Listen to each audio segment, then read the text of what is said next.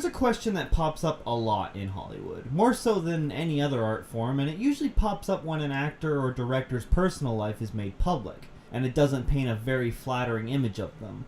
We've seen it recently with Bill Cosby's rape allegations, and Johnny Depp's ex-wife Amber Heard filing for divorce and citing that he was abusive to her.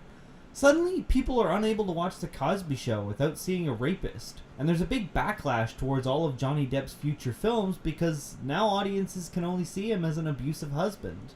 So we're left asking, should we be separating the artist from the art itself? And as with anything this serious, there really is no easy answer. Johnny Depp and Bill Cosby are not the first this has happened to. Dig deep enough into any artist and you'll find some dirt.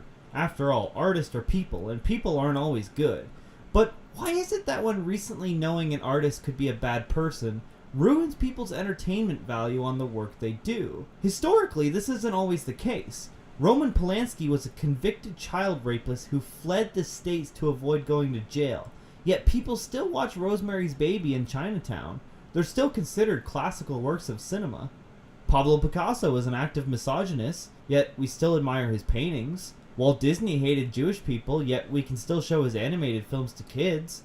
Even Roald Dahl has said some pretty horrible things about Jewish people, saying, and I quote,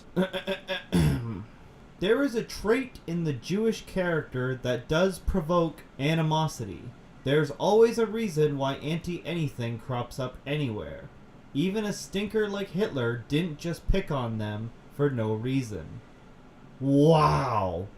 Roald Dahl, writer of Charlie and the Chocolate Factory, said he totally gets why Hitler hated Jewish people.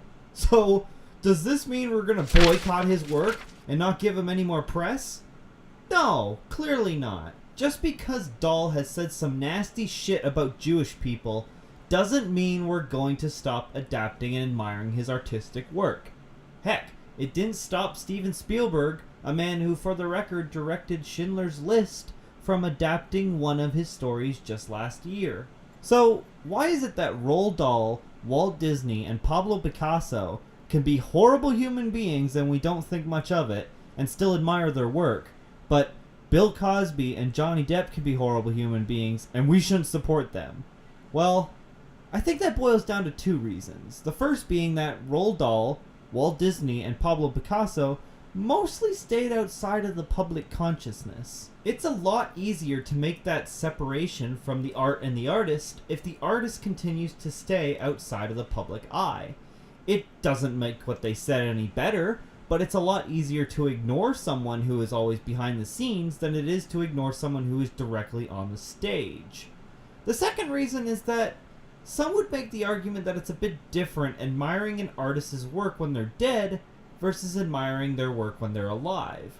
Mostly because supporting a horrible person's art when they're alive means they're profiting, and that downplays the seriousness of their crimes and isn't giving the proper respect to their victims. And I agree, bad people shouldn't be supported for doing bad things, but that's only if their art is supporting their horrible acts. If Chris Brown wrote a song called Black Eye the Bitch, that's a problem. If Roman Polanski directed a film about the benefits of child rape, that's a problem, because they're belittling their victims and trying to market off their controversy. They're trying to become famous by being horrible human beings, and that's not good. But if their art isn't instigating or supporting their crimes and bad behavior, then let them be artists. I can watch a Disney film and not see anti-Semitic imagery, because Walt Disney isn't defined by his dislike of Jewish people. He was defined by his film's universal message that bad will always be punished and good people will always get their happy ending. But what about someone whose personal life and art are more and more blending together? After learning about Woody Allen's sexual abuse towards his 7-year-old daughter, it's kind of difficult watching Manhattan, a story where Woody Allen, who was 42 at the time, is dating a 17-year-old. So, in that sense, it's incredibly difficult to separate the artist and the art, because the two are so similar. But I think the important thing to remember is that it's still the same film. The quality of the art hasn't changed, just our perception of it. It's still a well-written, well-acted film, but now its purity has been kind of soiled by its creator's personal history. So, where am I going with all this? First off, let me just say that all of this is my own opinion. If you have a different point of view on this topic, by all means, comment below and discuss it. But when it comes down to where I stand, I do think it's important to judge the artwork separately from the artist as much as possible. A good film is a good film. Doesn't matter where it came from or who made it. Liking Disney films doesn't mean you're an anti-Semite or support anti-Semitic people. Admiring Pablo Picasso's work doesn't mean you hate women.